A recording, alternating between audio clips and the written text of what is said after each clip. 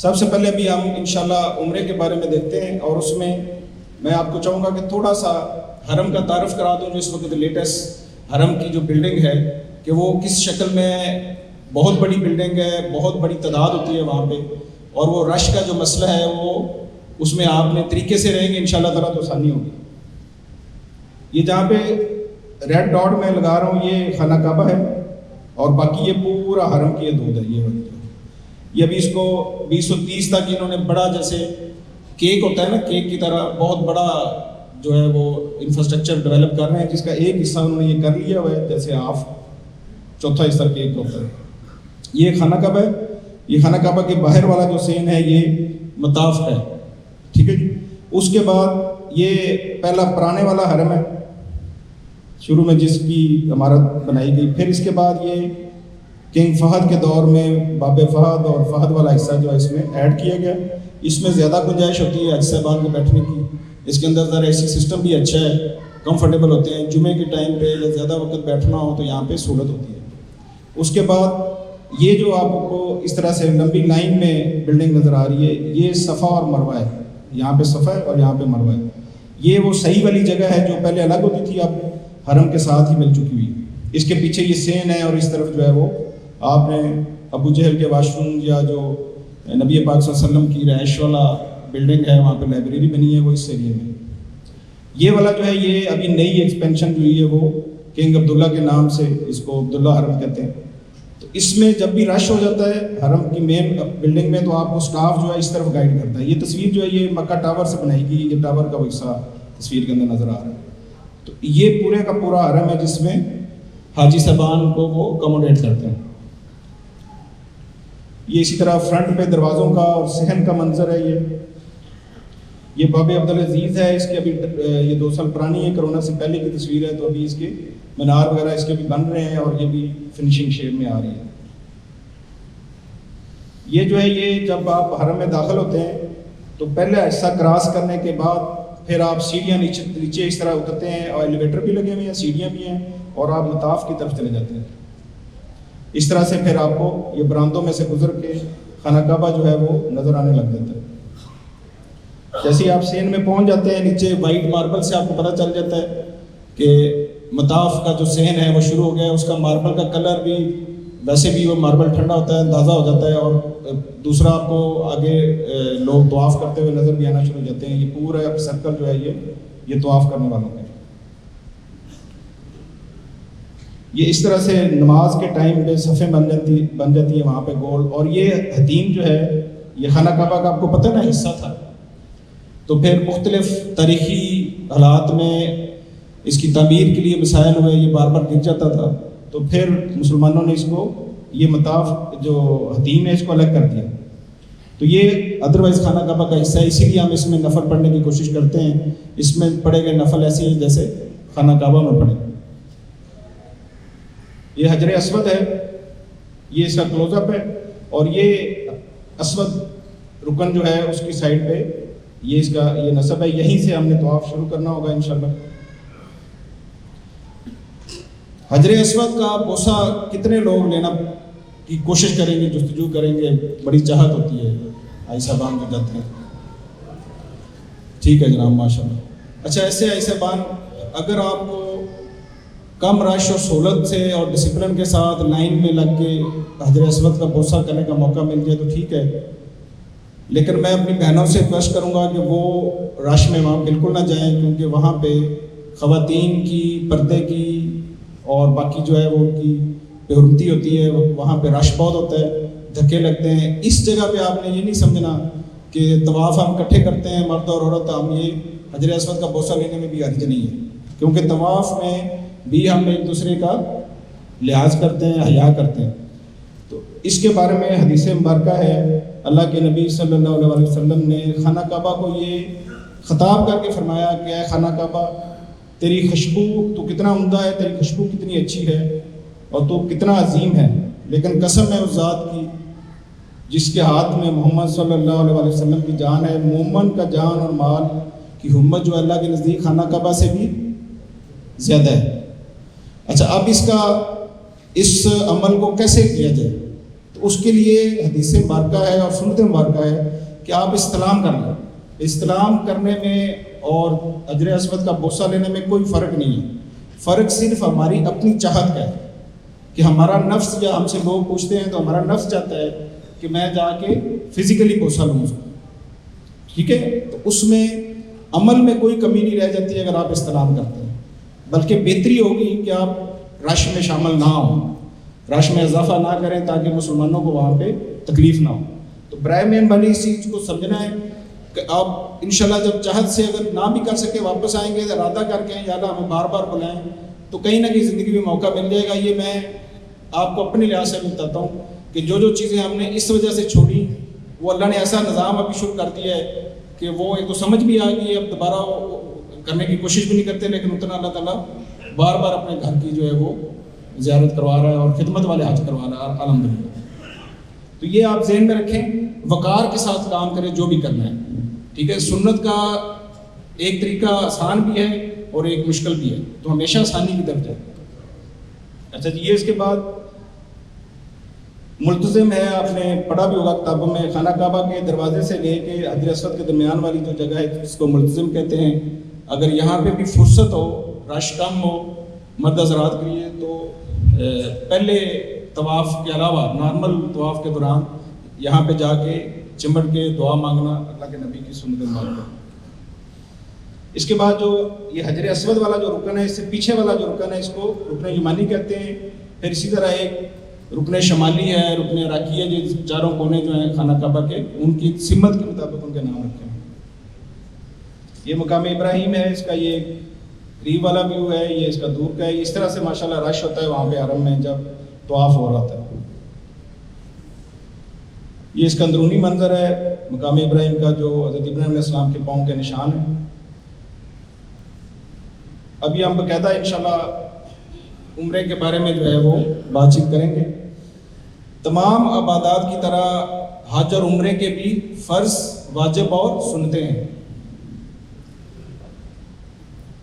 جیسے نارمل عبادت میں، نماز میں کسی چیز میں کوئی کمی ہو جائے تو فرض کے بغیر تو عبادت نہیں ہوتی، لیکن واجبات اگر رہ جائے تو ہم کیا کرتے ہیں؟ سجدہ سہو کرتے ہیں.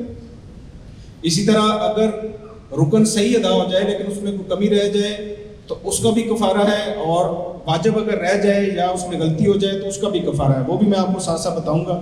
ٹھیک ہے، لیکن رکن جو ہے وہ ہم انشاءاللہ تعالیٰ نہیں چھوڑیں گے اور پوری کوشش کریں گے کہ اس میں کوئی کمی بھی نہ رہے. تو جب واجب کوئی رہ جاتا ہے تو پھر ہم یا صدقہ کرتے ہیں یا پھر دم دیتے ہیں. دم کی جو ہے صورتیں وہ حدود مکہ میں، حدود حرم میں ہم نے جانور ذبح کرنا ہوتا ہے، یا مسکینوں کو کھانا کھلاتے ہیں، اور روزوں کا بھی ہے کہ وہاں حرم میں بھی رکھ سکتے ہیں، واپس آ کے بھی رکھ سکتے ہیں.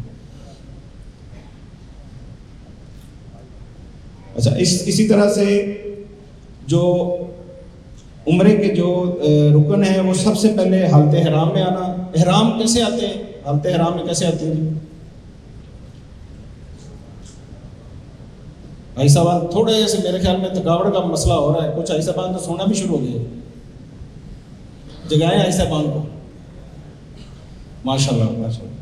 اچھا جی، پہلا رکن جو ہے وہ حالت احرام میں آنا ہے. دوسرا طواف. دو واجب جو ہے وہ صحیح حلق اور قصر، اور دو سنتیں جو مین ہیں وہ ملتزم پہ دعائیں مانگنا اور زمزم کا پانی جو ہے وہ پینا. اچھا، سب سے پہلے ہم حالت احرام میں آئیں گے. اس کے لیے کیا عمل کرنے ہوں گے؟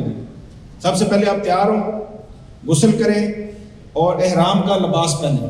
اچھا، جو احرام کا لباس ہے یہ ایک حصہ ہے حالت احرام کی تیاری کا، لیکن اس لباس کے پہننے سے ہم حالت احرام میں نہیں آ جاتے. اس کے لیے آگے اور سٹیپ ہیں جو کریں گے تو پھر ہم حالت احرام میں آئیں گے. لباس جو ہے کہ مردوں کا تو دیکھیں چادریں ہیں نا، لیکن مستورات کے لیے تو نارمل لباس ہے ان کا، جو سطر جس سے کور کیا ہو تو وہ پہنیں گے. تو یہ لباس ضرورت کے وقت تبدیل بھی کر سکتے ہیں آپ. یہ نہیں ہے کہ جو آپ نے گھر سے پہننا ہے اور اگر اس لباس کے ساتھ کوئی مسئلہ ہو جائے، کہیں خدا نخواستہ پھٹ جائے یا خراب ہو جائے یا اتنا ناپاک ہو جائے کہ وہ آپ سمجھتے ہیں کہ اب دھونا نہیں مناسب، بدلی کرنا مناسب ہے، تو وہ بدلی کیا جا سکتا ہے، اس میں کوئی حرج نہیں ہے. نارمل آپ شاور لے سکتے ہیں پانی سے، خوشبو والا یہ کیمیکل یا صابن شیمپو استعمال نہ کریں. شاور لے سکتے ہیں، مل کے نہ لیں کہ بال نہ ٹوٹیں، لیکن اگر انجانے میں کچھ ایسا ہو بھی جائے تو کوئی مسئلہ نہیں ہے. اس کے بعد آپ نفل پڑھیں گے. جو حاجی صاحبان جائیں گے جدہ کی طرف سے تو یہ والے نوافل اور لباس وہ ایئرپورٹ پہ بھی چینج کر سکتے ہیں, گھر سے بھی کر سکتے ہیں, ایئرپورٹ پہ بھی کر سکتے ہیں. اور جو حاجی صاحبان مدینہ منورہ جائیں گے وہ مدینہ منورہ میں اپنے ہوٹل میں کمرے میں تیار ہو جائیں گے, لباس پہن لیں گے, اور جو میقات والی مسجد ہے بیر علی وہاں پہ جا کے نفل پڑھ کے دعا مانگ کے نیت کر کے تلبیہ پڑھ کے وہ حالت احرام میں آ جائیں گے. جو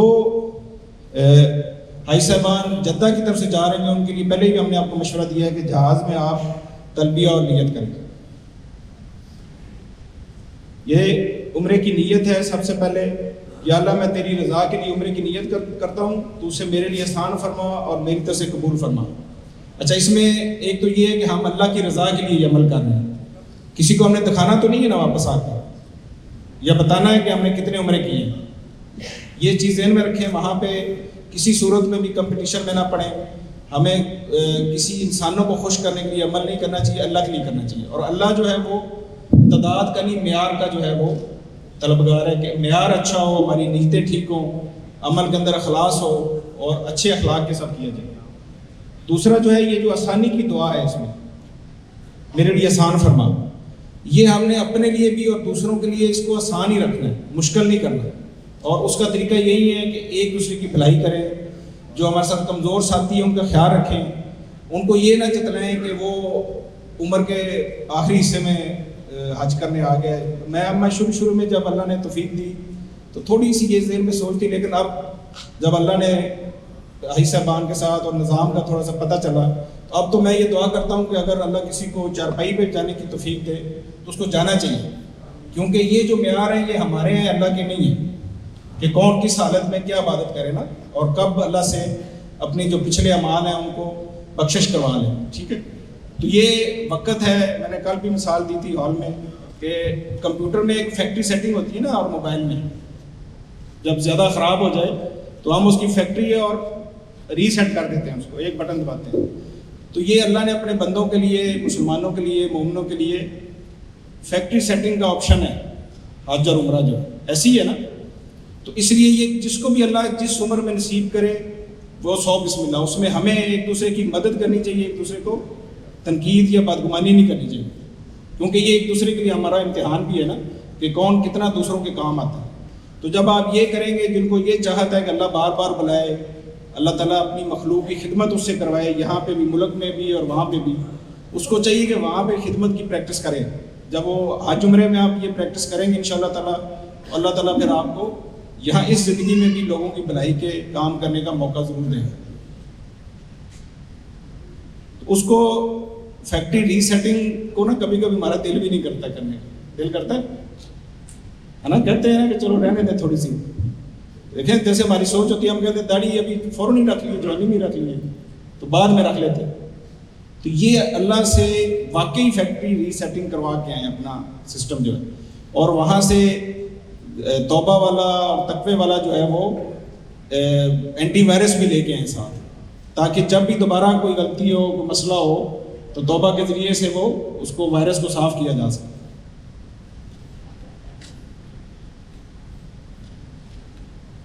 اس کے بعد آپ جب نیت کر لیتے ہیں اور تلبیہ پڑھیں گے تو تلبیہ پڑھنے سے آپ حالت احرام میں آ جائیں گے انشاءاللہ تعالی. میں آپ کو پہلے تھوڑا سا تلبیہ کا ترجمہ بتاتا ہوں, پھر ہم مل کے پڑھیں گے. تلبیہ جو ہے ہمارے بھائی بہت کم پڑھتے ہیں. اس کے بارے میں جب آقا علیہ السلام مدینہ منورہ سے حج کران کے لیے جا رہے تھے تو حضرت جبرائیل علیہ السلام نے فرمایا کہ یا رسول اللہ, اللہ حکم دے رہے ہیں کہ صحابہ کرام کو بتائیں کہ وہ تلبیہ زور زور سے پڑھیں. ٹھیک ہو گیا, تو یہ سنت مبارکہ بھی ہے اور اللہ کا حکم بھی ہے. لیکن ہمارے حاجی صاحبان جو ہیں, آپ نے عمروں کے دوران بھی دیکھا ہوگا, بہت شائع ہوتے ہیں, پڑھتے ہیں لیکن منہ میں پڑھتے ہیں, زور سے بلند آواز سے مل کے نہیں پڑھتے. مطلب یہ ترانہ جیسے ہم مل کے پڑھتے ہیں نا, پاکستان کا ترانہ ایسی ہے نا, تو یہ حج کا ترانہ ہے, اس کو مل کے اور جذبے کے ساتھ زور و شور سے پڑھنا چاہیے. اچھا, اس کا ترجمہ کچھ اس طرح سے ہے, لبیک اللہم لبیک, میں حاضر ہوں اے اللہ, میں حاضر ہوں. لا شریک لک لبیک, تیرا کوئی شریک نہیں, میں حاضر ہوں. ان الحمد والنعمت लका वल मुल्क, बेशक हर तारीफ हर नेमत तेरे ही लिए है और तेरे ही लिए बादशाहत है। ला शरीक लक, तेरा कोई शरीक नहीं। अच्छा, ये जो जैसे स्कूल में हाजिरी लगती है ना, तो हम क्या कहते हैं, हाज़र सर, अरबी में कहें तो लब्बैक कहेंगे, तो वो देखो बुलाया जाता है ना, पुकारा जाता है। तो अभी हमने कोशिश की, अल्लाह ने कबूल की और हमें बुलाया जा रहा है। तो जब बुलाया जा रहा हो तो जब लब्बैक कहते हैं, और ये जो अल्फाज हैं अरबी में, ये वो वाला लब्बैक है जो कि इंसान दौड़ के लब्बैक करता है ताबेदारी के साथ। देखिए ना, जैसे माँ बाप बुलाएं तो जो अच्छी ताबेदार औलाद होती है वो लपक के जाती है ना कि जी अब्बा जी, जी माँ जी, ठीक है। तो ये इसमें भी ये लपक के और चाहत के साथ जो है हम जा रहे हैं अल्लाह की तरफ। तो उसको रूह को समझ के आपने तलबिया पढ़ना है और उस जज्बे के साथ पढ़ना है। अभी आप मेरे साथ मिलकर पढ़ेंगे इंशाल्लाह, तो उसे हम जाग भी जाएंगे, फ्रेश हो जाएंगे। लब्बैक अल्लाहुम्मा लब्बैक, लब्बैक ला शरीक लक लब्बैक, इन्नल हम्द वन निअमत लक वल मुल्क ला शरीक लक, लब्बैक अल्लाहुम्मा लब्बैक, लब्बैक ला शरीक लक लब्बैक, इन्नल हम्द वन निअमत लक वल मुल्क ला शरीक लक, लब्बैक अल्लाहुम्मा लब्बैक, लब्बैक ला शरीक लक लब्बैक, इन्नल हम्द वन निअमत लक वल मुल्क ला शरीक लक। अच्छा, ये आपने इंशाल्लाह ना पढ़ के आपस में कोऑर्डिनेशन करना है। कुछ भाई जो माशाल्लाह जज्बे वाले, जुर्रत वाले होंगे, जब वो ये ज़ोर से पढ़ेंगे तो बाकी भाई साहबान खुद भी साथ शामिल हो जाते हैं। तो जहाज़ में, बस में, जिधर भी आप हैं, उम्रे के दौरान भी और हज के दौरान भी इसको जोश जज्बे से इंशाल्लाह पढ़ना है। ये ihram की पाबंदियाँ हैं, ये आपकी किताबों में भी दी हुई हैं। मर्दों का जो है वो सर नहीं ढांपना चाहिए, खातून का चेहरा जो है, ख़वातीन का वो कवर नहीं होना चाहिए। फिर भी जो लोग पर्दा करना चाहें वो कैप पहन के तो पर्दा करने की कोशिश करते हैं, लेकिन ये अल्लाह ताला की हिकमत है, इसमें अल्लाह का हुक्म है कि ऐसी आप जाएं। नाखून या बाल का काटना भी आप देखें, ये ihram की जो ना जो पाबंदियाँ हैं, ये भी एक ट्रेनिंग है अल्लाह ताला की ना। हज और उम्रे में अंदर इतनी हिकमतें हैं कि ये एक एक हिस्सा जो है ना उसके ऊपर पूरा दिन लगाया जा सकता है। लेकिन एक चीज़ आप देखें कि नॉर्मल ज़िंदगी में हमें अल्लाह ने सिर्फ हलाल और हराम बताया, हराम से बचना है ना। लेकिन यहाँ पे अल्लाह ताला एक स्टेप आगे की तरबियत करा रहे हैं कि अगर मेरा हुक्म हो तो जो थोड़ी देर चीज़ पहले ज़रूरी थी, आप देखें सुन्नत और मुस्तहब अमाल हैं कि आप साफ़ सुथरे होके जाएं, आप बाल काट के जाएं, नाखून काट के जाएं, तो जैसे ही आप हालत राह में आ गए, उससे पहले खुशबू लगाना भी सुन्नत मुबारक है, लेकिन जैसे ही आप हालत राह में आ गए, आपने ये हलाल काम जो नॉर्मल हम सुन्नत मुबारक समझ के, सवाब समझ के करते हैं, उनसे हम रुक जाते हैं। ठीक हो गया? तो ये अल्लाह ताला हमारी एक स्टेप आगे की तरबियत कर रहे हैं कि मेरा हुक्म हो तो जायज़ चीज़ से भी रुक जाए। तो आप ये देखें कि फिर अल्लाह ने जो वैसे ही जिन चीज़ों से हमें मन मबरूर का होता है, और आगे की ज़िंदगी के जो अखलाक हैं, जो आला दर्जे हैं, वो उनसे हम फिर फैज़याब नहीं हो सकेंगे, इसलिए वहाँ से तब्दील होके हैं। अभी आजकल हम तब्दील नहीं हो रहे, इसलिए हमारा माशरा भी देखिए तब्दील नहीं हो रहा, लेन देन के मामलों में और बाकी चीज़ों में। खुश्की के जानवर का शिकार नहीं करना,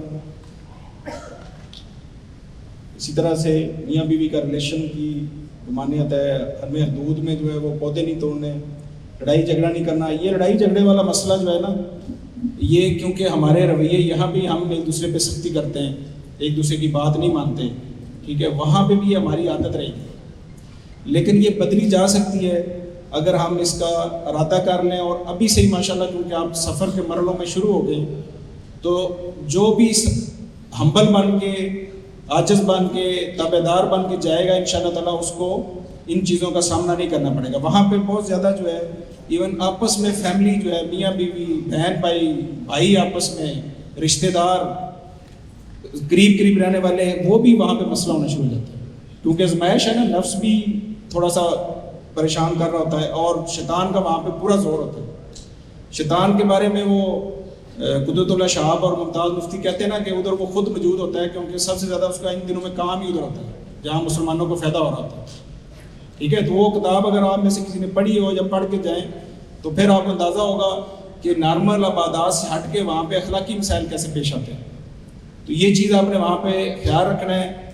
عام طور پہ شاپنگ کے اوپر پھر حاجی صاحبان تیز چلتے ہیں، خواتین بیچاری آہستہ چلتی ہیں، ان کی ساتھ جو ہے مطلب خیال رکھیں کہ وہ بھی نارمل زندگی میں بیچاری اتنا سپیڈ سے کام کرنے کی عادی نہیں ہوتی باہر آؤٹ ڈور۔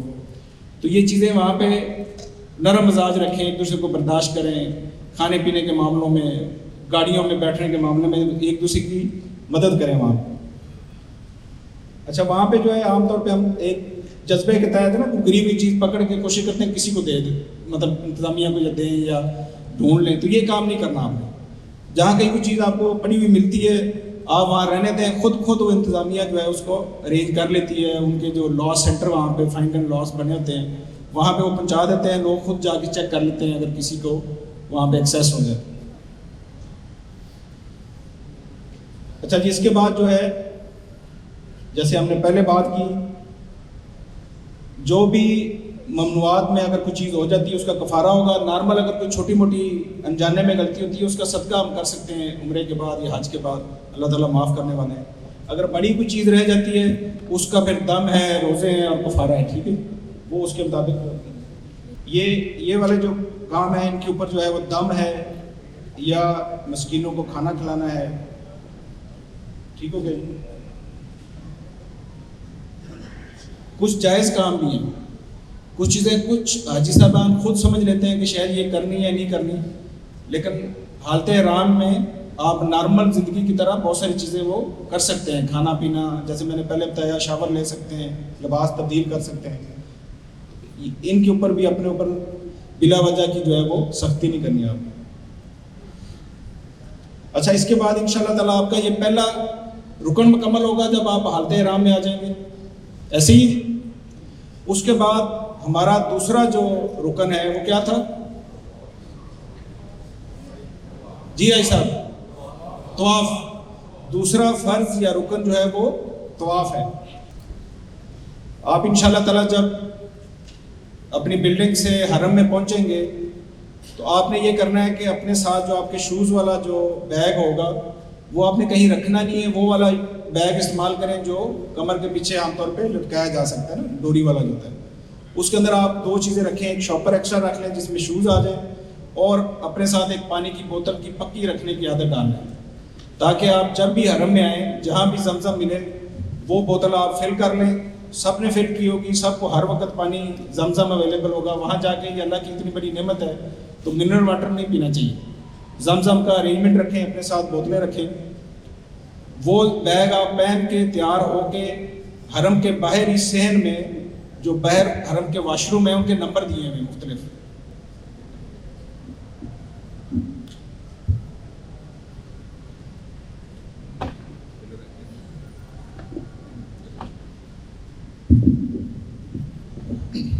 اچھا وہاں پہ جو واش روم ہے ان کی نمبر دیے ہوئے، آپ جس دروازے سے بھی انشاءاللہ تعالیٰ آپ کی بس جو ہے، آپ کا جو بس سٹاپ ہوگا آپ کو پہنچاتے ہیں، تو آپ نے ایز اے گروپ یا فیملی، اب یہ چیزیں ذرا اہم ہے آپ نے سننی نہیں، کیونکہ اسی وجہ سے لوگ وہاں پریشان ہوتے ہیں اور گم ہوتے ہیں۔ پہلے عمرے میں ہی لوگ گم ہوتے ہیں، پہلے عمرے میں ہی پریشانیاں ہی ہوتی ہیں، ساری شوز گم ہو گئے، آپس میں گم ہو گئے۔ ایک تو آپ نے اپنے کارڈ اور موبائل پہ آپس میں رابطہ کر کے تیار ہو کے، موبائل چارج ہونا چاہیے، حرم پہنچیں، ریسٹ کیا ہو تاکہ آپ کو وہاں پہ خوشو خضو کے ساتھ جو ہے وہ عمرہ ادا کرنے کا موقع ملے۔ حرم کے باہر واش روم کا نمبر آپ نے سیو کر لینا ہے، اور اس کی جس جگہ آپ جائیں بلڈنگ میں بس کا، اور اس جگہ کی تصویر لے لیں تاکہ جب آپ عمرہ کریں تو ہو سکتا ہے آپ کے ذہن سے چیزیں بھول جائیں۔ اس کا موبائل سب کے پاس ابھی ہوتے ہیں، اس کی پکچر لے لیں جگہ کی یہاں پہ ہم نے ملنا ہے، کیونکہ اگر آپ عمرے کے دوران، طواف کے دوران آپس میں الگ ہو جاتے ہیں تو بلا وجہ کسی جگہ بیٹھ کے انتظار کرنے کا فائدہ نہیں ہے، ملنا بھی مشکل ہوتا ہے۔ تو اس لیے طے کیا ہو کہ ہم نے اگر کسی وجہ سے الگ ہو جاتے ہیں، رش ہو جاتا ہے، یا طواف کے دوران میں نماز کا وقت آ جاتا ہے، تو پھر وہ خواتین کو خواتین کے حصوں میں بھیج دیتے ہیں. ٹھیک ہو گیا. مرد حضرات جو ہے وہ مردوں کے ساتھ نماز پڑھتے ہیں. یہ بھی آپ نے وہاں پہ خیال رکھنا ہے. مختلف قوموں کے لوگ جلدی میں یا اکٹھے رہنے کے چکر میں، اسپیشلی انڈونیشیا ملیشیا کے جو بھائی ہیں، کیونکہ وہ گروپوں میں رہنے کے عادی ہوتے ہیں، تو خواتین جو ہے نا وہ مردوں کے درمیان میں نماز پڑھنے لگ جاتی ہیں. تو وہ اس جگہ پہ نہ مردوں کی نماز ہوتی ہے نہ خواتین کی ہوتی ہے. تو یہ آپ نے بہت خیال رکھنا ہے. دیکھا دیکھی یا پریشانی میں رش میں اپنے اعمال ضائع نہیں کرنے. جب بھی نماز ہو خواتین کے ساتھ نماز پڑھیں، مرد حضرات جو ہے مردوں کے ساتھ پڑھیں. اور اپنے آپس میں ایک دوسرے سے الگ ہونے سے جو خوف ہوتا ہے اس کا طریقہ یہی ہے کہ پہلے سے طے کیا ہو کہ اگر ہم الگ ہو جاتے ہیں میاں بیوی یا فیملی ہے، ساتھ والدہ ہے، ساتھ بہن ہے، ان کو بتایا ہو کہ کہاں ملنا ہے. اور پلس فون ماشاءاللہ اگر آپ کے پاس ہوں گے تو نماز کے علاوہ نارمل حالات میں ہلکی سی کال کر کے بلایا جا سکتا ہے پہ آ جائیں. بہت زیادہ لمبی چوڑی پیچھے باتیں نہ کریں، لیکن آپس میں کوارڈینیشن کر لیں. تو آپ جب انشاءاللہ تعالیٰ اپنا بیگ لے کے حرم کے اندر داخل ہوں گے اور پہلی دعا مانگ لیں گے، تو پھر آپ کا طواف کا جو عمل ہوگا اس کا بھی وہی طریقہ ہے جیسے عمرے کے ہم نے ڈسکس کیے ہیں. اس کے بھی 2 فرض ہیں اور پھر یہ واجبات ہیں. یہ سارے میں آپ کو بیان کر دیتا ہوں. نیت کرنا اور طواف کے جو 4 چکر ہیں یہ فرض ہے. طواف میں طواف بے شک عمرے کا ہو یا بعد میں آپ نفلی طواف کریں گے، یہ چیز آپ نے ذہن میں رکھنی ہے کہ نیت کر کے طواف شروع کرنا ہے. اور دوسرا اس کے 4 چکر جو پہلے ہوں گے وہ فرض ہوں گے، جو اگلے 3 چکر ہیں وہ اس کے واجب ہیں. اچھا، اب واجبات میں کیا ہے کہ باوضو ہو، سطر ڈھانپا ہو. وہاں پہ آپ دیکھیں گے شاید آگے کوئی تصویر میں بھی نظر آئے، مرد حضرات کی ناف اکثر جو ہے چادریں صحیح نیچے والی بھی نہیں باندھی ہوتی اور اوپر والی بھی اٹھ جاتی ہے، گرمی بھی ہوتی ہے یا لباس کو مینج کرتے ہوئے. تو یہ آپ نے پورا خیال رکھنا ہے کہ آپ کی دونوں چادریں اس طرح پہنی ہوں کہ آپ کی ناف جو ہے وہ نظر نہیں آنی چاہیے، ورنہ وہ سطر کھل جاتا ہے. اسی طرح جو خواتین ہیں ان کا عام طور پہ مسئلہ یہ ہوتا ہے کہ کوئی اپنا چادر ٹھیک کر رہی ہیں یا استلام کرتے ہوئے یا ہاتھ جب بھی اوپر کیا تو یہ جو کلائی سے نیچے کا حصہ ہے یہ ابایا جو ہے وہ نیچے ہو جاتا ہے، کیونکہ ابائے مختلف ڈیزائن کے ہوتے ہیں. تو اس کا طریقہ یہ ہے کہ یا تو وہ کلوز بٹن والا ہو یا اس کے اندر ایک رنگ سلا ہوتا ہے. عام طور پر عرب خواتین نے وہی پہنا ہوتا ہے، تو وہ رنگ سلا ہوتا ہے، وہ انگلی میں ڈال جاتا ہے، جس کی وجہ سے ابایا جو ہے وہ نیچے نہیں ہوتا. تو یہ آپ نے احتیاط کرنا ہے. یہ نہ ہو کہ اس طرح کی چھوٹی چھوٹی بے احتیاطیوں کی وجہ سے آپ سے غلطیاں ہو رہی ہوں لیکن پتہ بھی نہ چلے، کیونکہ اگر پتہ بھی نہیں چلے گا تو آپ اس کا نہ کفارہ دے سکتے ہیں نہ اس کو ٹھیک کر سکتے ہیں. اس کے بعد حجر اسود کے سامنے سے شروع کرنا، پیدل کرنا، دوران طواف کعبے کا بائیں طرف ہونا. اس کو کہتے ہیں اینٹی کلاک وائز. جیسے گھڑی حرکت کرتی ہے نا تو وہ کلاک وائز ہوتا ہے، یہ اینٹی کلاک وائز ہے. تو طواف جو ہے وہ خانہ کعبہ کا اینٹی کلاک وائز ہوتا ہے. باقی دنیا بھی انشاءاللہ ویسی کر رہی ہوگی. حتیم کے باہر سے چکر لگانا، میں نے آپ کو بتایا کہ حتیم جو ہے خانہ کعبہ کا حصہ ہے، اس لیے اس کے اندر سے نہیں گزرتے. 7 چکر پورے کرنا، 4 فرض کے طور پہ اور 3 واجب. کسی مسئلے میں اگر آپ کو واش روم جانا پڑ جائے، وضو تازہ کرنا پڑ جائے، یہ جو میں نے مطاف کی بلڈنگ آپ کو بتائی ہے اس کے ابھی ارد گرد جو ہے چند ایک جگہوں کے اوپر انہوں نے وضو خانے بھی بنا دیے ہیں تاکہ ایمرجنسی میں عیسیٰ بان کو بہت زیادہ دور باہر نکل کے جانا نہ پڑے واش روم، تو آپ اپنا وضو وہاں پہ فریش کر سکتے ہیں. پھر بھی اگر کوئی مسئلہ ہو رہا ہو تو تھوڑا سا زمزم لے کے کپ میں اس سے بھی وضو تازہ کیا جا سکتا ہے. طواف کے بعد 2 رکعت واجب الطواف پڑھنا، یہ بھی واجب ہے. اسی طرح طواف کی سنتیں ہیں، استباء کرنا، پہلے 3 چکروں میں رمل کرنا. پہلے 3 چکروں میں اگر رمل آپ بھول جائیں تو آخر 4 میں نہیں کرنا، کیونکہ آخر 4 میں نہ کرنا سنت ہے.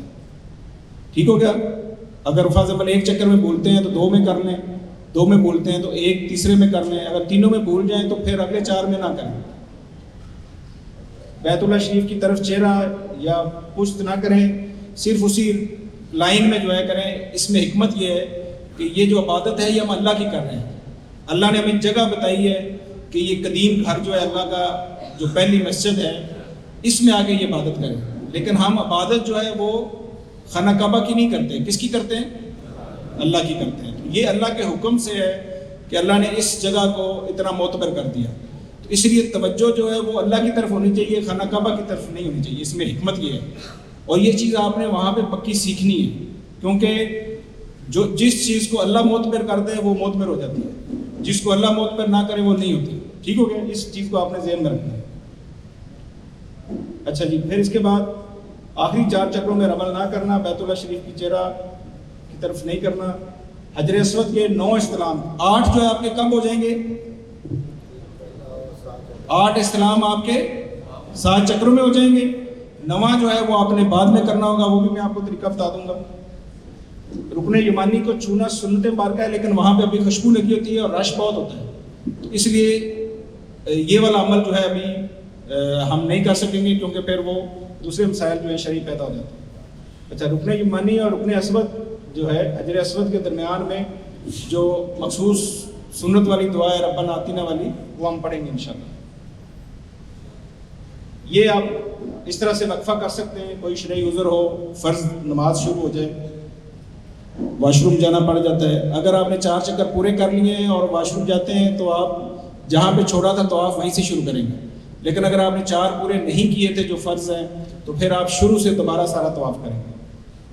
دعائیں آپ جیسے آپ کا دل کرے مانگیں، لیکن عام طور پہ ڈائریکٹ دعائیں مانگنی چاہیے اللہ سے.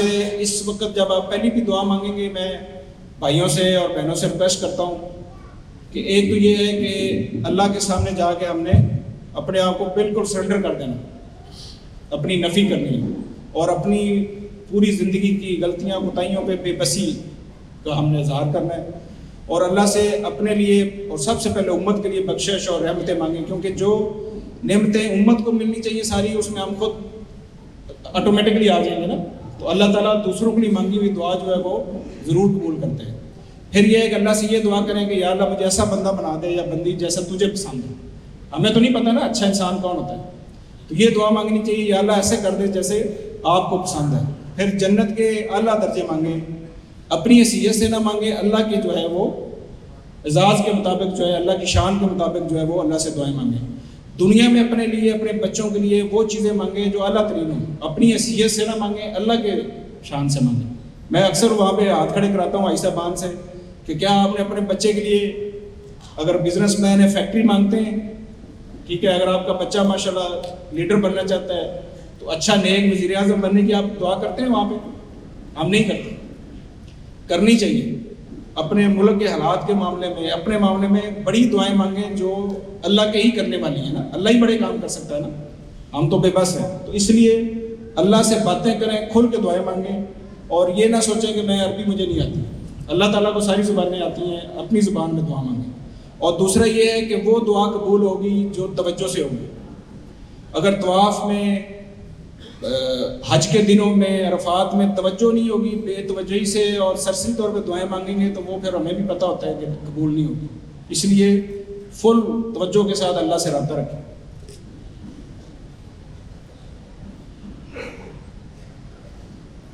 جب بھی نارمل حالات میں حرم میں انشاءاللہ خواتین جائیں گی، طواف کی احرام کی حالت میں نہیں ہوں گی، نارمل نفل طواف کریں گی، تو اس وقت پردہ کریں گی، پورا اپنا نقاب کر سکتی ہیں.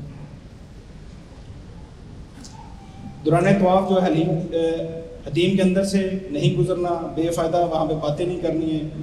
جو ہے ناپاکی کی حالت میں حرم میں نہیں جا سکتے، طواف نہیں کر سکتے. خواتین کا اجتباء اور رمل نہیں ہوتا، ٹھیک ہے جی. سطر کا وہاں پہ میں نے بتا دیا، خیال رکھیں. دوسرا یہ ہے کہ جو ہماری بہنیں ہیں، یہ عام طور پہ جو بالوں کو کور کرنے کے لیے کیپ پہنتی ہیں، تو اس میں ان کو مسئلہ ہو جاتا ہے، دے سمجھتے ہیں کہ یہ اتارا نہیں جا سکتا. لیکن جب بھی آپ نے وضو کے دوران سر کا مسح کرنا ہے تو وہ اتار کے کرنا ہے، کیونکہ اگر آپ اتار کے نہیں کریں گے سر کا مسح نہیں ہوگا تو وضو نہیں ہوگا. وہ دوبارہ پہنا جا سکتا ہے. آپ ویسے بھی اپنے کمرے میں یا جو حرم میں خواتین کے واش روم میں پردے میں ہوں گی، کوئی اس میں مسئلہ نہیں ہے. اچھا، انشاءاللہ ہم جب خانہ کعبہ کے سامنے پہنچ جائیں گے، اپنی دعا مانگ لیں گے، تو اس کے بعد ہم نے طواف شروع کرنا ہوگا. یہ حجر اسود کا پوائنٹ ہے جو میں نے آپ کو تصویر میں دکھایا، اور یہ اس کے سامنے مسجد کی جو بلڈنگ ہے اس کے ساتھ سبز لائٹ ایک لگی ہوئی ہے، لبے والی نا. یہاں سے یہ لائن میں سیدھی میں آپ نے طواف شروع کرنا ہوتا ہے.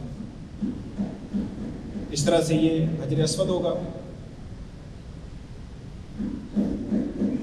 اچھا، یہاں پہ حتیم کے اوپر نا گلوب لگے ہوئے ہیں جن کی لائٹیں بھی سبز رنگ کی ہیں. تو رات کو جو لوگ عمرہ کر رہے ہوں گے اس میں بعض دفعہ غلطی کا امکان ہو جاتا ہے، ایسے فیل ہوتا ہے کہ یہ بھی شاید وہی سبز لائٹیں ہیں نا.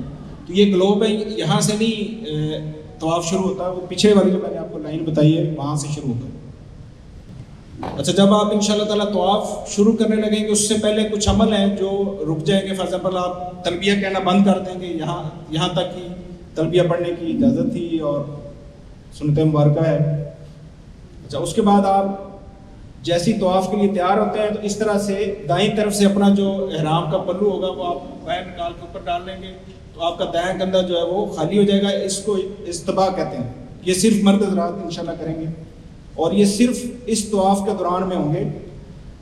جو صحیح ہے اس کے دوران میں نہیں کرنا. نارملی لوگ نماز اور صحیح میں بھی ویسے ہی وہ ذرا ٹھنڈا ٹھنڈا ہونا شروع ہو جاتے ہیں نا, کمفرٹیبل فیل ہوتا ہے, تو حاجی صاحبان ویسے ہی لے کے پھرتے رہتے ہیں. تو یہ نہیں کرنا, نہ اس حالت میں آپ نے نفل پڑھنے نہ ہی صحیح کرنی ہے, دوبارہ اپنے احرام کو ٹھیک کر لینا.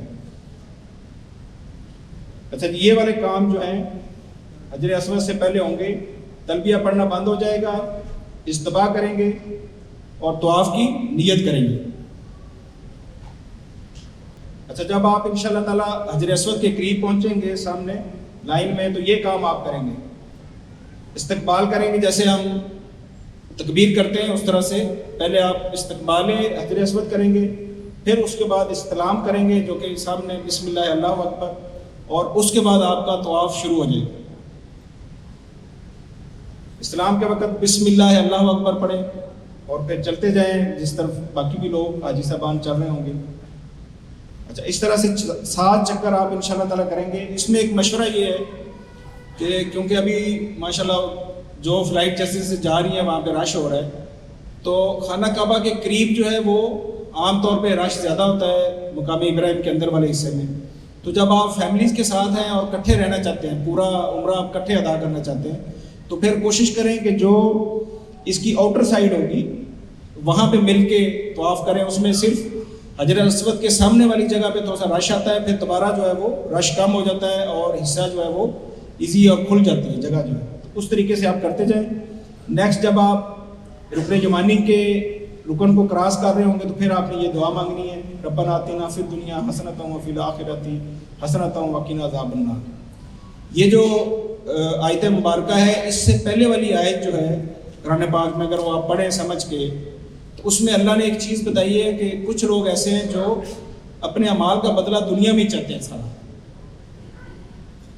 کبھی ہمارے ذہن میں آ جاتا ہے نا کہ ہم دنیا مانگتے رہتے ہیں آخرت نہیں مانگتے, تو پھر اللہ نے صحیح طریقے سے دعا مانگنے کا ہمیں یہ طریقہ بتایا کہ یا اللہ مجھے دنیا میں بھی احسن چیزیں دے اور آخرت میں بھی اچھا مقام دے. تو یہ اس دعا کے مانگنے کی حکمت ہے. اس کو نارمل زندگی میں بھی اسی طرح سوچ کے مانگنا چاہیے کہ میں اللہ سے دونوں چیزیں مانگ رہا ہوں, میں ان لوگوں میں شامل نہیں ہوں جو صرف دنیا کے پیچھے پڑے رہتے ہیں. اسی طرح آپ 7 چکر انشاءاللہ آپ کے پورے ہو جائیں گے. پھر آپ واجب الطواف جو 2 رکعت نفل ہے وہ پڑھیں گے. اس میں پہلی رکعت میں قل یا ایھا الکافرون اور دوسری میں قل ھو اللہ سورۃ اخلاص پڑھنا جو ہے یہ سنت مبارکہ ہے. اچھا یہ نفل جو ہے آپ نے نارملی تو دیکھا ہوگا, کتابوں میں پڑھا ہوگا, لوگ پہلے جب رش نہیں ہوتا تھا تو مقام ابراہیم کے پاس پڑھتے تھے. اللہ نے کہا بھی ہے کہ جہاں پہ حضرت ابراہیم علیہ السلام نماز پڑھتے تھے, یہ مقام ابراہیم نہیں ہے, وہاں پہ نماز کو اپنا مصلی بنائیں. لیکن کیونکہ ابھی رش ہوتا ہے وہاں پہ طواف ہو رہا ہوتا ہے, تو اب اس طرح اگر ہم کریں گے تو لوگوں کو تکلیف ہوگی. کچھ لوگ آپ کو کبھی نظر آئیں گے اس جگہ پڑھنے کی کوشش کرتے ہیں جس سے بہت زیادہ پریشانی ہوتی ہے اور پولیس والے پڑھنے بھی نہیں دیتے بلکہ نماز کے دوران ہی اٹھا دیتے ہیں. تو اس طرح نہیں کرنا. آپ نے مطاف کے پچھلے حصے میں چلے جائیں گے, وہاں پہ کافی جگہ ہوتی ہے, وہاں پہ جا کے اسی کی سیدھ میں مقام ابراہیم اور جو خانہ کعبہ کا دروازہ ہے اس کے پیچھے آپ چلتے جائیں گے, آپ کو کھلی جگہ مل جائے گی, وہاں پہ جا کے آپ نے یہ نوافل ادا کرنے ہیں. خواتین جو ہے کوشش کریں خواتین کے ساتھ سائڈ پہ ہو کے پڑھ لیں اور مرد حضرات جو ہے وہ مردوں کے ساتھ پڑھیں.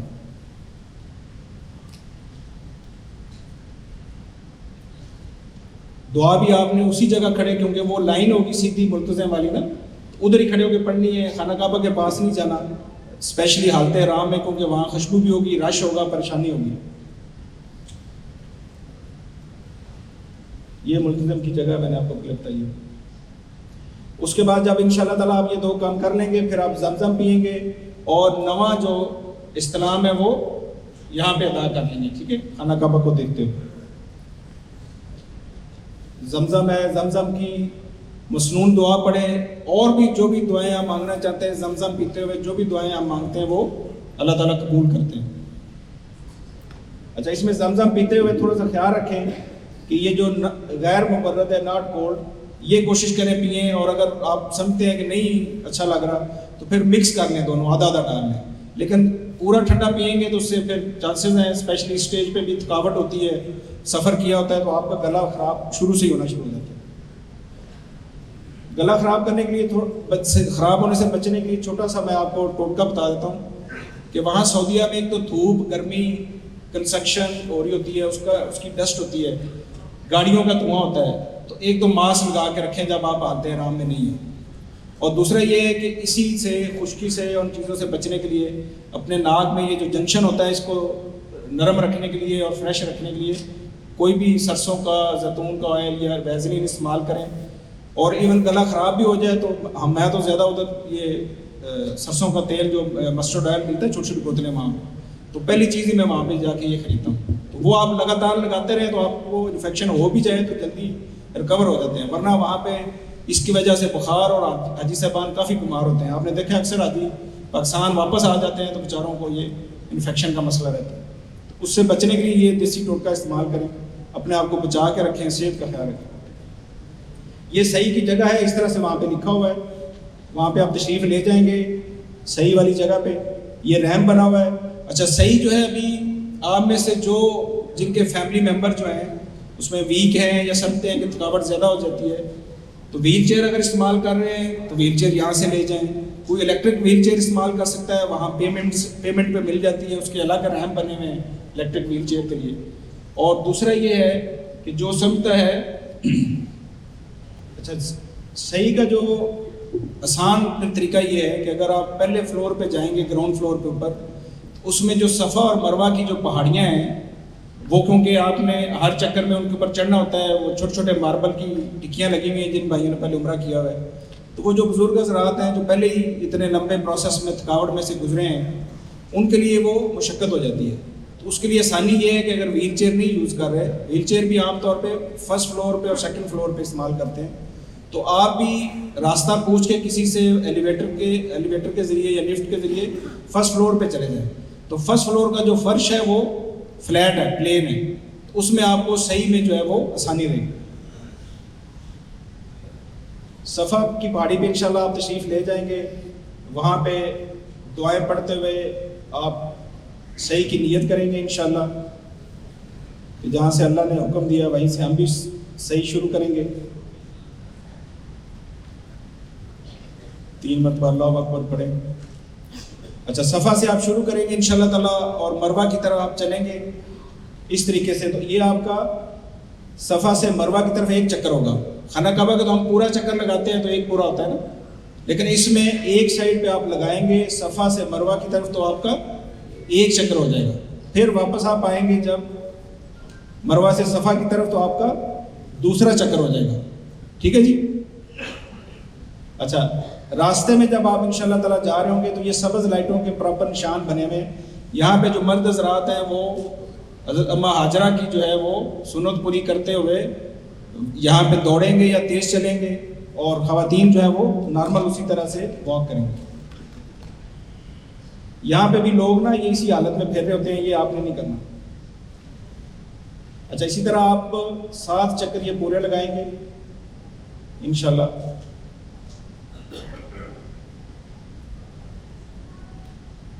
اچھا یہاں پہ جو میں نے آپ کو پانی کا بتایا تھا، زمزم آپ ساتھ رکھیں گے. صفا مروہ میں عام طور پہ آ کے نا پھر تھوڑی سی پیاس فیل ہوتی ہے، جو زمزم آپ نے پیا ہوتا ہے کچھ دیر کے بعد یا کم پیا ہوتا ہے. صفا مروہ میں جو پانی ہے زمزم کا، بعد میں بھی جب آپ انشاءاللہ تعالیٰ وہاں جائیں گے تو وہ بہت ٹھنڈا ہے، وہ الیکٹرک کولرز کے ذریعے سے آ رہا ہوتا ہے. تو کوشش کریں کہ وہ نہ پئیں، جو آپ کے پاس بیگ میں ہو نارمل ٹمپریچر والا وہ پئیں. اس کے بعد انشاءاللہ تعالیٰ جب آپ کے 7 چکر پورے ہو جائیں گے تو یہ جو ٹاور ہے اس کے نیچے پراپر ایک فلور ہے لوور گراؤنڈ کا، جس کے اوپر سارے جو ہے وہ باربر شاپس ہیں. وہاں پہ آپ تشریف لے جائیں، وہاں پہ آپ اپنا حلق کروائیں. حلق کروانے والوں کے لیے جو ہے اللہ کے نبی نے 3 دفعہ جو ہے وہ بخشش کی دعا مانگی ہے. اور دوسرا یہ ہے کہ عربوں میں اور پہلے ان معاشروں میں رواج ہوتا تھا، جو آپ نے سنا بھی ہوگا، غلام جو ہوتا ہے نا وہ اس کی ٹینٹ کر کے ٹھپا لگا دیتا ہے. تو یہ ابھی ہم نے اللہ کی غلامی اختیار کر لی ہے ایک دفعہ، پھر پکے ہو گئے نا. تو اس لیے یہ جو حکم ہے اس میں بڑی حکمتیں ہیں، اٹینڈ کروائیں اور میکسیمم جو اللہ کی بخشش کے وعدے ہیں وہ اس میں آپ حاصل کریں۔ خواتین جو ہے وہ اپنے جو ایک ایک پور جو ہے اس کے بال جو ہے دونوں سائڈوں سے لٹ بنا کے وہ کاٹ لیں گے، اور انشاءاللہ تعالیٰ یہاں پہ آپ کا عمرہ ادا ہو جائے گا، اور اس کے بعد آپ فریش ہو کے چینج کر کے اپنے کمروں میں ریسٹ کریں، اور اگلے مرحلے کے لیے جو بھی انشاءاللہ تعالیٰ آئیں گے آپ نارمل دنوں میں وہاں پہ رہیں گے، عبادتیں کریں گے اور پھر حج کی تیاری کریں گے۔ ابھی تمام بھائی مل کے خود سے میرے کہے بغیر یا دہرائے بغیر ایک مل کے آپس میں تلبیہ پڑھیں 3 دفعہ، جو آپ نے جیسے آپ راستے میں پڑھیں گے۔